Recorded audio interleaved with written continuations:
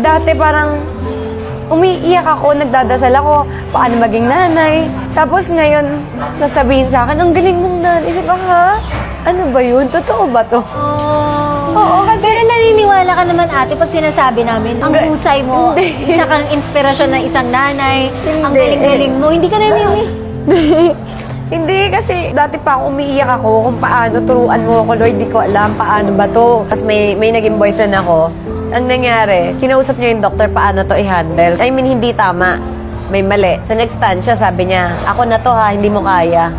Sabi niya, may mga book siya. Sinulat-sulatan ni Katie. Yun nga, kinausap niya yung doktor. Tapos biglalikan niya si Katie. Parang sinabi niya na, ba't ginawa ni Katie? Parang sinabi niya, upset siya na masama loob niya. Ba't ginawa ni Katie yun? Eh, yung nagbigay ng book sa kanya, best friend niya, patay na. So parang pina-explain niya na nasaktan siya sa nangyari, ba't ginawa ni Katie, masama yun. Hindi naman niya sinisigawan.